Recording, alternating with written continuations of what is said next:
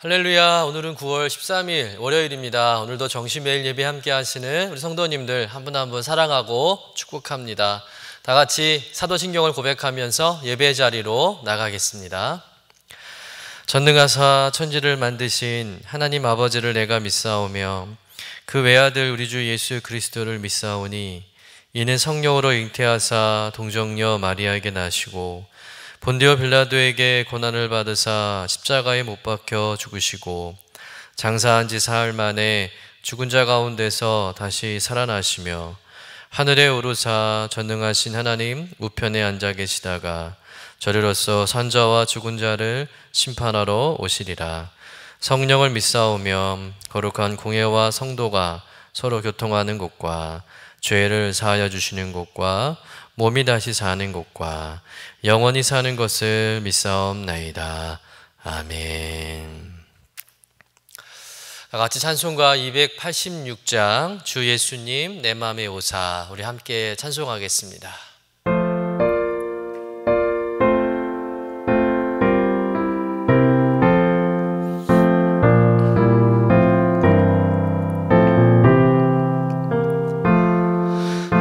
예수님 내 맘에 오사 날 붙들어 주시고 내 마음에 새 힘을 주사 늘 기쁘게 하소서. 사랑의 주 사랑의 주 내 맘속에 찾아오사 내 모든 죄 사하시고 내 상한 맘 고치소서. 예수님 내 맘에 오사 내 손 다하시고 내 무거운 짐 맡아주사 참 평안을 주소서. 사랑의 주 사랑의 주 내 맘속에 찾아오사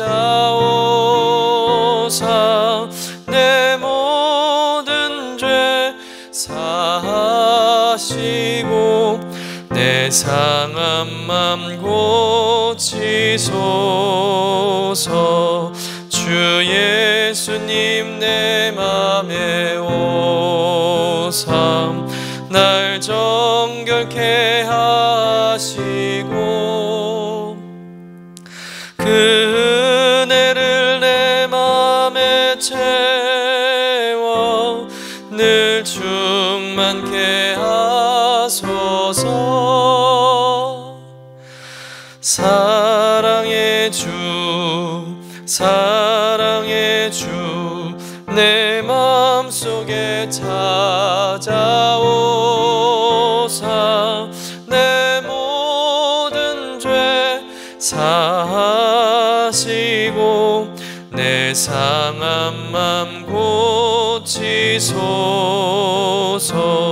주 예수님 내 맘에 오사 내 길 인도하시고 주 성령을 내 맘에 채워 늘 충만케 하소서.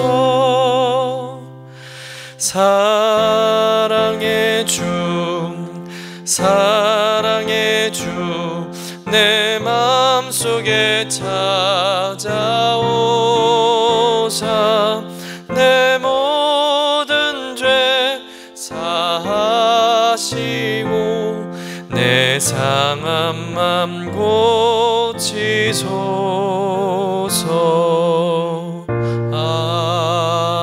아멘. 다 같이 매일의 기도 함께 드리시겠습니다. 참 평강의 주님, 오늘도 새로운 하루를 주시고 복되게 하시니 감사합니다. 하늘에 속한 자 하나님의 자녀로서의 삶을 권세로 살게 하시며 오직 하나님의 말씀을 즐거워하며 따라 살게 하심을 감사드립니다. 다윗처럼 오직 우리 주님만을 내 앞에 모시고 오직 주님만이 우리의 전부이심을 고백하는 삶이 되게 하시고, 그러므로 인해 주님께서 늘 우리의 전부가 되어주심을 경험하고 누리는 삶이 되게 하옵소서. 우리의 가정과 교회를 위해 기도합니다. 일터를 위해 간구합니다. 나라와 민족들을 위해 주님의 은혜를 구합니다. 구원과 치료와 회복의 은혜를 내려주셔서 어그러진 모든 것들이 바로 세워지게 하시고 평화를 이루게 하옵소서. 이제 일상이 된 경건의 일과를 통해서 성령의 충만, 성도의 영화를 이루게 하옵소서. 주님 사랑합니다. 언제나 자기 눈동자와 같이 우리들을 사랑하시는 주 예수 그리스도의 이름으로 기도드립니다. 아멘. 오늘 우리에게 주시는 하나님의 말씀은 사사기 18장 14절부터 26절까지의 말씀입니다. 함께 받들어 읽겠습니다. 전에 라이스 땅을 정탐하러 갔던 5사람이 그 형제들에게 말하여 이르되, 이 집에 에봇과 드라빔과 새긴 신상과 부어 만든 신상이 있는 줄 너희가 아느냐? 그런즉 이제 너희는 마땅히 해갈 것을 생각하라 하고 5사람이 그쪽으로 향하여 그 청년 레위 사람의 집 곧 미가의 집에 이르러 그에게 문안하고, 단 자손 600명은 무기를 지니고 문 입구에 서니라. 그 땅을 정탐하러 갔던 5사람이 그리로 들어가서 새긴 신상과 에봇과 드라빔과 부어 만든 신상을 가져갈 때에 그 제사장은 무기를 지는 600명과 함께 문 입구에 서 있더니, 그 5사람이 미가의 집에 들어가서 그 새긴 신상과 에봇과 드라빔과 부어 만든 신상을 가지고 나오매 그 제사장이 그들에게 묻되, 너희가 무엇을 하느냐 하니, 그들이 그에게 이르되, 잠잠하라. 내 손을 입에 대라. 우리와 함께 가서 우리 아버지와 제사장이 되라.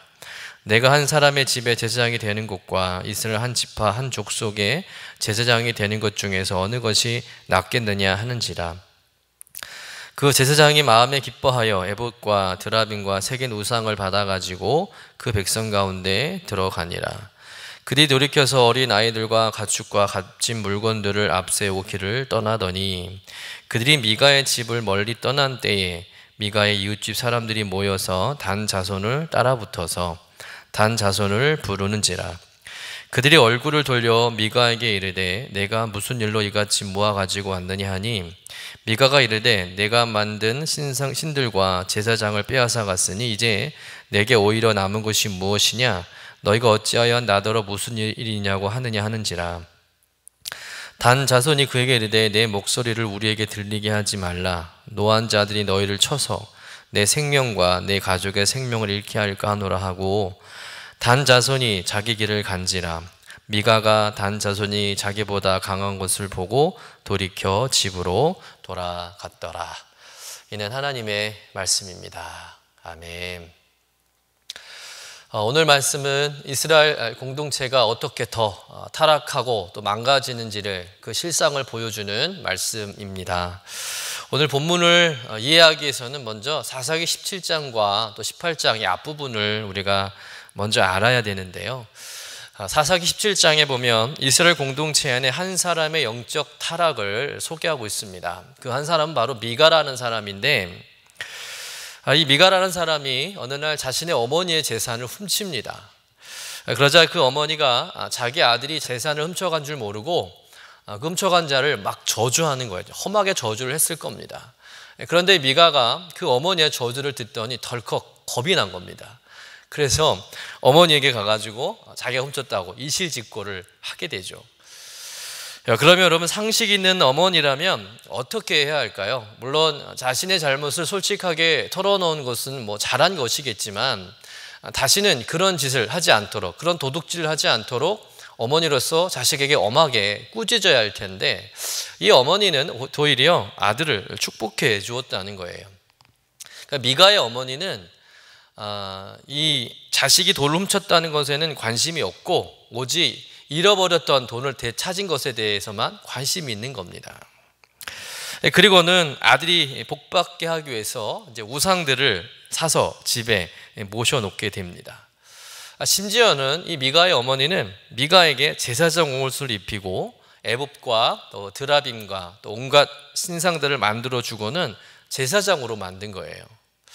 요즘 말로 말하면 사이비 목사로 만든 것이죠.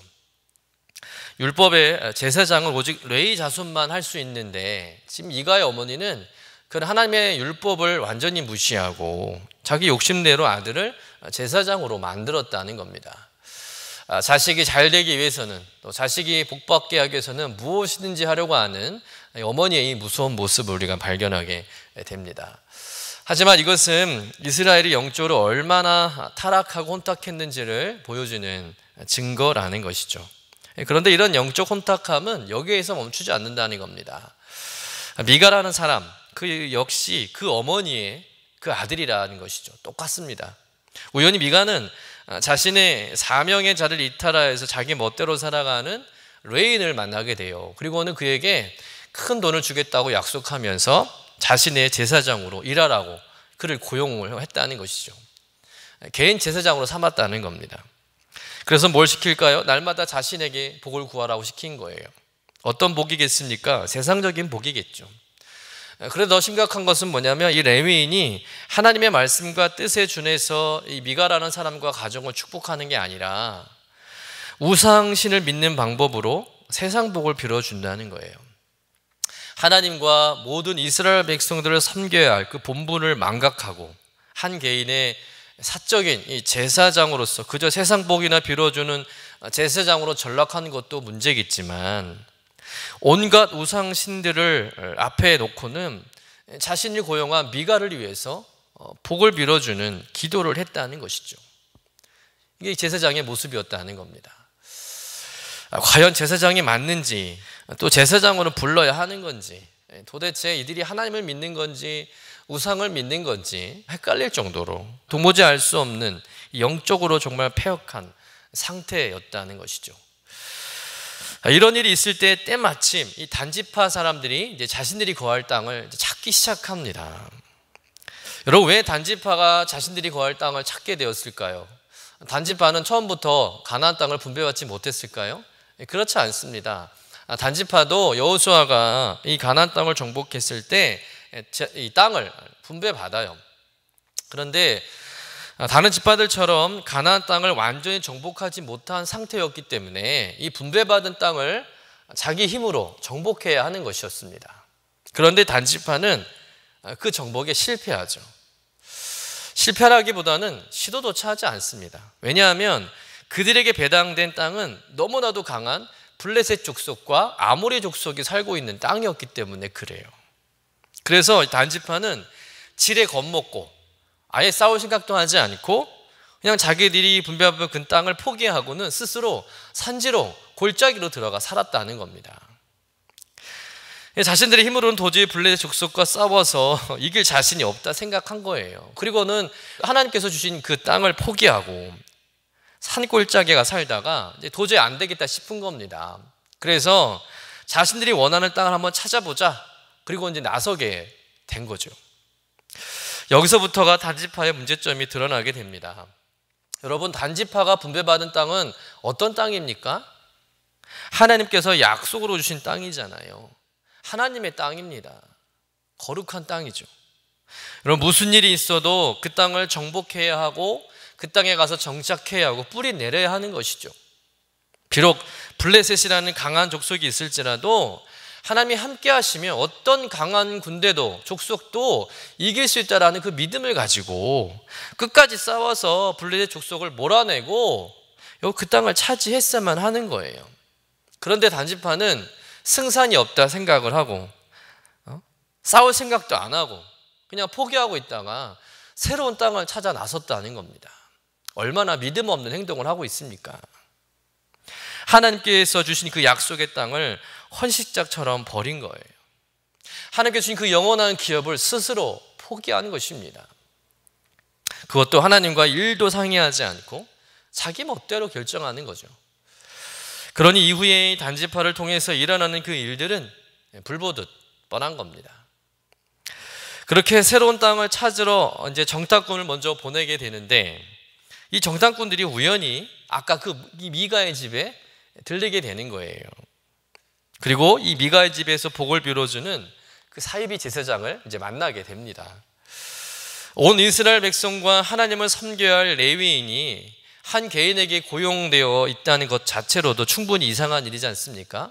그럼 눈치가 있으면 이 제사장이 가짜라는 것을 알아차렸어야 되는데, 이 단지파 정탐꾼들은 그 제사장에게 앞일에 대해 묻는 거예요. 마치 무당에게 점을 치듯 물어보는 겁니다.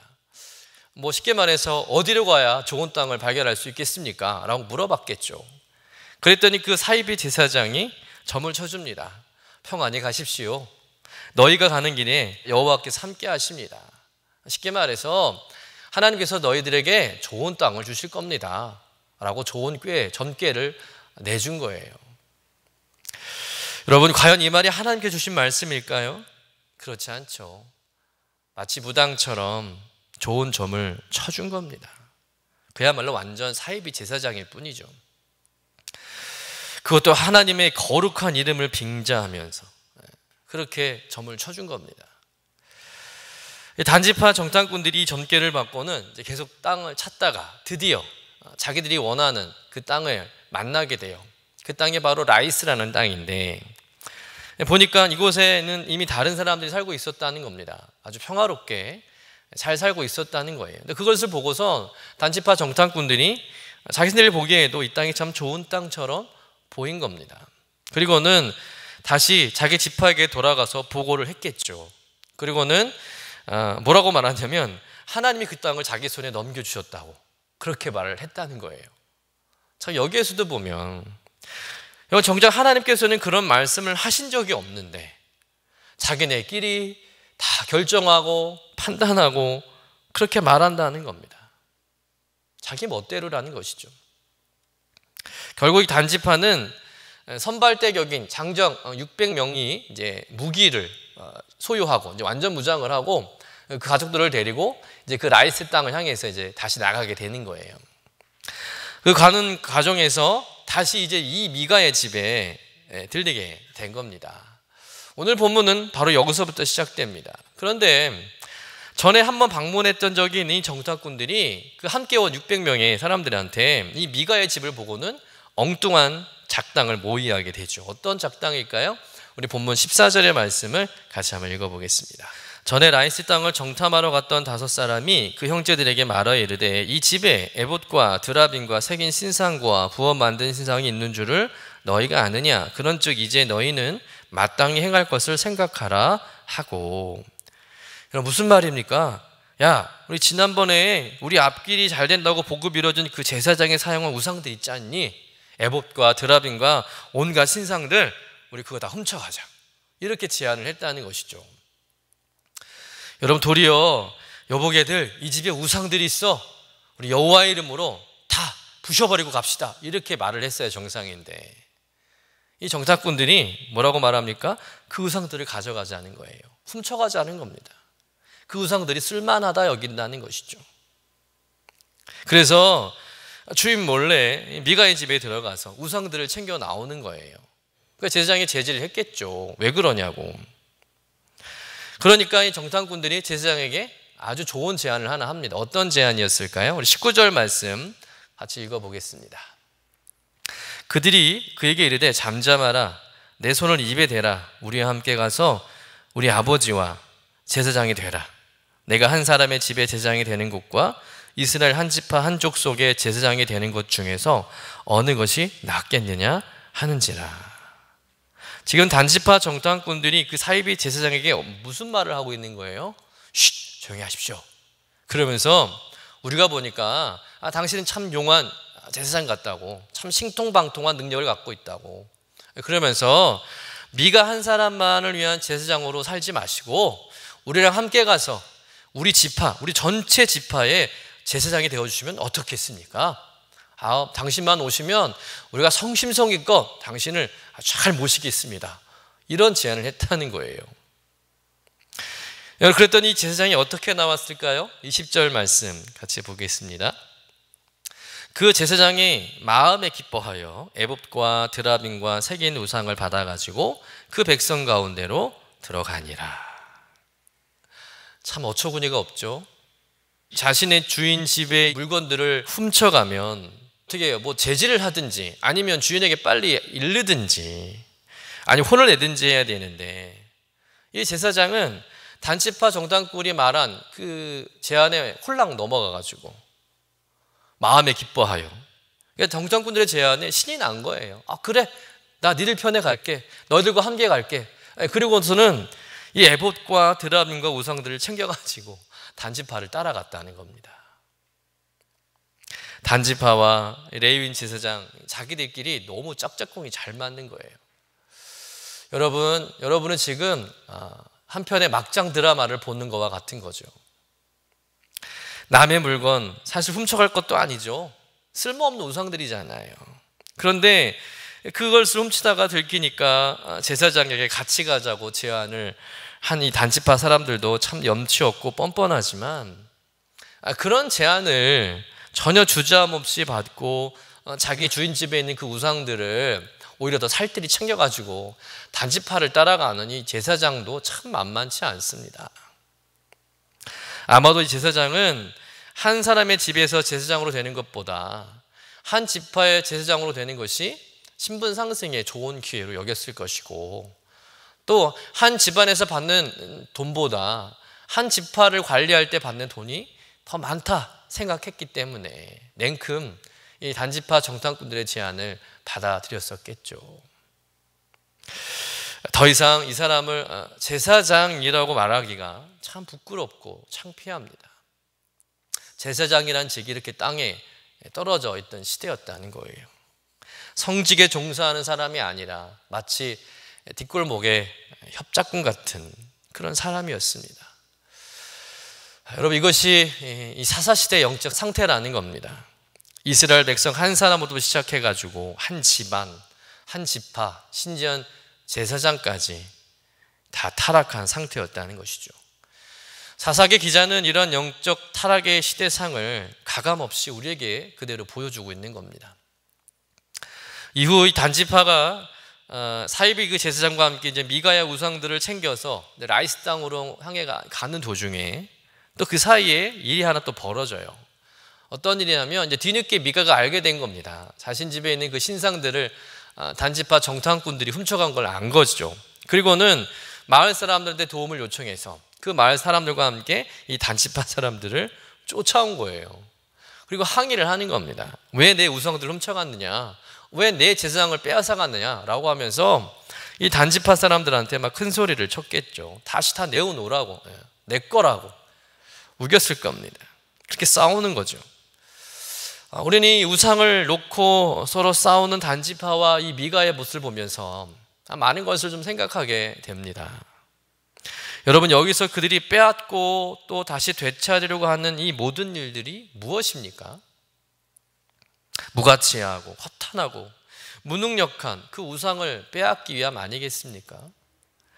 결국 그들을 지켜주기는커녕 오히려 하나님의 심판을 불러올 그 우상들을 서로 갖겠다고 막 서로 아웅다웅 싸우고 있는 이 모습, 참 어리석어 보이지 않습니까? 참으로 허무한 것들을 위해서 이렇게 싸우고 있는 거예요. 서로 뺏고 다시 훔치고 또 다시 얻기를 또 주장하고. 그러나 여러분, 이처럼 허무한 것을 서로 갖겠다고 싸우고 수고하는 모습은 단지파와 미가만의 모습은 아니라는 겁니다. 오늘 우리들의 모습도 별반 다르지 않다는 것이죠. 여러분, 우리가 아둥바둥 아웅다웅 싸우며 살아가는 이유가 무엇입니까?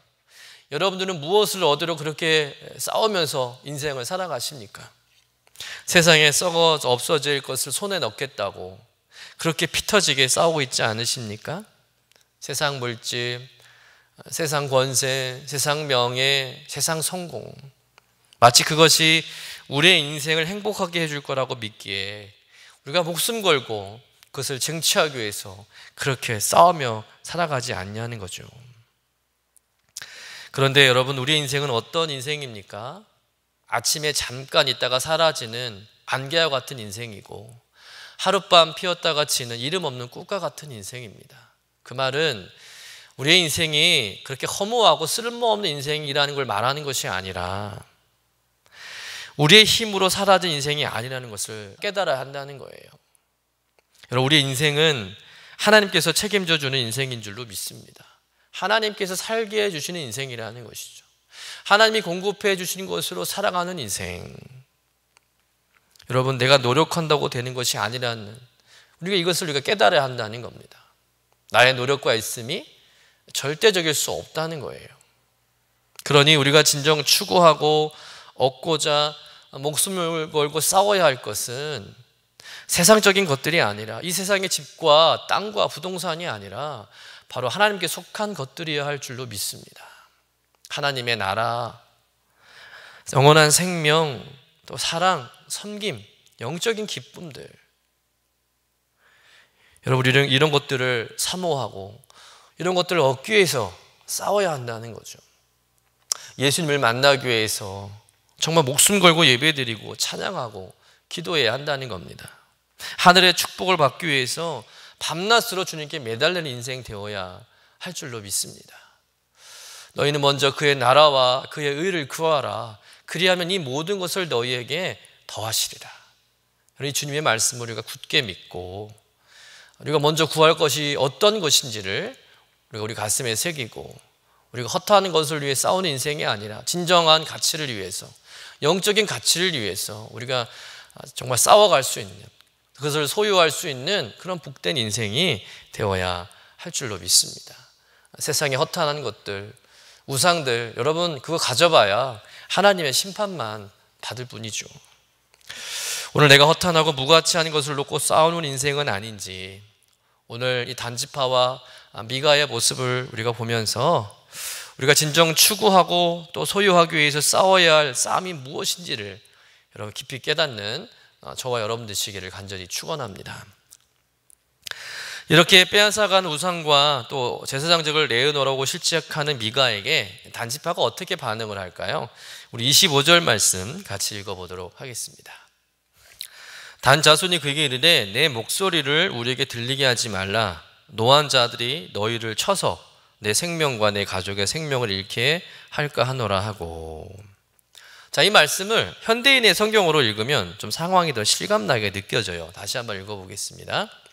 더 이상 짓거리지 않는 것이 좋다. 그렇지 않으면 우리 가운데 성급한 사람들이 너와 내 가족을 쳐서 죽일지도 모른다. 무슨 말입니까? 너 조용히 해라. 너 한마디만 더 하면 너와 내 가족들 다 죽여버린다. 이렇게 지금 단지파가 미가를 협박하고 위협하고 있는 거예요. 아니, 남의 물건을 훔쳐가 놓고는 도리어 적반하장도 유분수지 너무 뻔뻔하게 나오는 겁니다. 이건 뭐 법도 없고 경우도 없고 정의도 없는 거예요.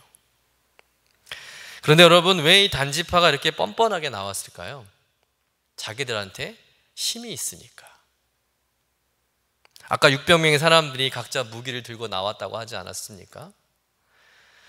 여러분, 지금 이 단지파는 무기를 들고 있는 완전무장한 군대와 같은 힘을 갖고 있는 거예요. 그에 비해서 지금 미가, 그를 따르는 마을 사람들은 어떤 상태였을까요? 그냥 동네 이웃 어려운 일 도와주듯이 그냥 우르르 그냥 나섰을 뿐이에요. 그러니 지금 상대는 무기로 완전무장한 군대죠. 자신들은 그냥 몰려온 것 뿐이니 싸움이 되지 않는 거예요. 그런 미가와 마을 사람들의 모습을 보고 단지파가 그들을 우습게 보는 거죠. 왜? 자신들한테는 힘이 있는데 저들을 보니까 너무 별 볼 일 없어 보이는 겁니다. 금방 저들을 무찔릴 수 있다 생각하는 거예요. 제압할 수 있다 생각하는 겁니다. 그래서 그들이 더 뻔뻔하게 나오는 거예요. 뭐 어쩔래? 니값 주제 가져갈 테면 가져가봐. 붙어볼래? 뭐 이런 식으로 오히려 단지파가 지금 미가를 위협하고 있는 것이죠. 결국 사태가 불리한 것을 감지한 미가가 억울함을 삼키며 그냥 돌아섭니다. 그냥 가버려요. 이렇게 그깟 우상 빼앗긴 게 뭐 그리 대수라고, 어차피 다 가짜고 나무 조각이고 돌덩이일 뿐인데 허탄한 것들인데 그런 우상을 되찾겠다고 단지파를 찾아와서 그 우상을 달라고 말한 미가 역시 잘한 것도 없지만 이 단지파 행동을 보면 너무하다는 생각이 들 수밖에 없습니다. 여러분, 아무리 힘이 있다고 한들 그 힘을 이렇게 사용해서는 안 된다는 것이죠. 자기보다 약해 보인다고 잘못을 해놓고는 도리어 윽박지르고 협박하고 위협하는 것은 절대 정의로운 행동이 아니죠. 여러분, 그런데 오늘 우리가 살아가는 세상을 보면 단지파가 보여주는 이 모습과 너무 닮지 않았습니까? 힘 있는 사람들만이 사는 세상, 힘 있으면 아무나 무시하고 얕보고 그 힘으로 사람들을 짓밟고 억누르고 빼앗고 그렇게 살아가는 모습. 또 반대로 힘이 없으면 그런 힘을 가진 사람들한테 머리 숙이고 빌붙어서 아부하고 수긍하며 살아가는 모습. 분명 불의한 일인데, 불의한 사람인데 힘이 있고 없고를 따져서 그 힘에 지배당하며 살아가는 세상이 오늘 우리가 살아가는 세상의 모습이지 않냐는 거죠. 힘을 이용해서 사람들을 매수하고 또 자기들이 유리한 상황을 만들고 또 자신들에게 저항하는 사람이 있으면 그 힘으로 제압하고 다 빼앗고 그렇게 세상을 움직이는, 지배하는 그런 세상. 여러분, 단지파가 그렇게 힘이 있었으면 그 힘으로 어떻게 했을까요? 블레셋 족속과 싸웠어야죠. 그들과 싸워서 이겨서 그 땅을 차지했어야 하는 겁니다. 블레셋 족속을 하나님께 주신 그 약속의 땅에서 몰아냈어야 하는 거예요. 힘이 있으니까. 그런데 그 힘을 가지고도 블레셋과는 싸울 생각도 안 하고 오히려 이 별 볼 일 없는 미가 앞에서는 막 힘을 자랑하는 겁니다. 마치 강자 앞에서는 찍소리도 못하면서 약자 앞에서는 세상을 다 가진 것처럼 의시되고 거만 떠는 정말 비열한 행동을 지금 단지파가 하고 있는 거죠. 사랑하는 성도 여러분, 세상은 어쩔 수 없이 힘 있는 사람이 잘 살고 없는 사람들은 멸시당하고 가난하고 억울하게 살아갈 수밖에 없지만, 그러나 우리가 살아가는 신앙 공동체는 이런 힘의 원리가 적용되는 곳이 대개에서는 안 된다는 겁니다. 이런 교회에서는 결코 힘 자랑하면 안 되는 것이죠. 권세 자랑하면 안 됩니다. 물질 자랑하면 안 되는 거죠. 집안 자랑하면 안 되는 겁니다. 없는 사람 멸시하고 천대해서는 안 된다는 것이죠. 여러분, 하나님께서 원하시는 공동체는 힘을 드러내고 그 힘을 이용해 약자를 억압하는 것이 아니라 오히려 그 힘을 가지고 약자들을 도와주고 그들을 세워주는 그런 아름다운 일들이 일어나야 하는 것이 바로 신앙 공동체가 되어야 할 줄로 믿습니다. 하나님께서 남들보다 나에게 더 주신 힘이 있다면, 은혜가 있다면, 여러분 축복이 있다면 여러분 그것을 연약한 사람들에게 흘려보내는 그런 복된 삶을 살아가시기를 간절히 축원합니다. 그런 삶을 살 때 모든 것을 내어주시고 낮아주신 우리 주 예수 그리스도를 주님께서 지극히 높여주신 것처럼 우리의 삶도 그렇게 높여주실 줄로 믿습니다. 오늘도 그 영광을 소망하면서 하나님께서 내게 주신 그 은혜들, 축복들, 그 힘이 있다면 여러분 그것을 이웃들에게 흘려보내는 아름다운 섬김의 삶을 살아가는 저와 여러분 되시기를 주님의 이름으로 간절히 축원합니다. 기도하겠습니다. 주님, 오늘 이스라엘 공동체의 타락하는 모습을 보면서 우리들의 모습을 되돌아봅니다. 영적, 도덕적, 윤리적 타락이 그저 이스라엘 백성들만의 모습이 아니라 수천 년 전에 있었던 과거사가 아니라 오늘 우리가 살아가는 이 시대에도 얼마든지 일어날 수 있고 또 실제로 일어나고 있음을 깨닫게 됩니다. 그래서 오늘 말씀이 더 마음에 무겁게 와닿고 답답하고 우리가 이 땅에 그리스도인으로서 어떻게 살아야 하는지를 곰곰이 생각해 보게 되었습니다. 주님, 하나님의 이름을 빙자하며 세상 복이나 구하는 세속적인 기독교인 되지 않게 하시고 주님께서 우리에게 주신 그 본연의 사명 충실히 감당하며 오직 하나님의 말씀과 복음만 붙잡고 무엇보다 영적 기준을 바로 세우고 올바르게 신앙생활하는 저희들이 되도록 인도하여 주옵소서. 또한 우리가 진정 목숨 걸고 싸워야 할 것이 무엇인지를 생각해 봅니다. 썩어 없어질 허탄한 세상의 가치를 얻고자 싸우는 인생 되지 말고 하나님께 속한 것, 영적인 가치를 얻고자 생명 걸고 싸우는 인생 되게 하여 주옵소서. 우리가 살아가는 공동체가 힘의 원리가 아닌 섬김의 원리가 작동하는 것이 되게 하시고 서로가 낮은 마음으로 섬기며 내게 있는 그 모든 것을 흘려보내는 삶을 살게 하여 주옵소서. 그런 삶을 살 수 있도록 하나님 오늘도 우리에게 힘을 주시고 우리를 강하게 하시고 주님의 그 선하신 뜻에 합당하게 쓰임받는 복된 인생 되게 하여 주옵소서. 감사드리며 거룩하신 예수님의 이름으로 기도드립니다. 아멘. 이제는 우리의 구세주가 되시며 대속자가 되시는 예수 그리스도의 구속의 은혜와 아버지 하나님의 사랑과 성령님의 교통하시는 은총이 오늘도 정시 매일 예배를 통해서 경건 일과를 세우고 성령 충만하며 성도의 영화 가운데 살기를 소원하며 나가는 사랑하는 주의 모든 권속들 위에 영원토록 함께 하시기를 간절히 축원하옵나이다. 아멘.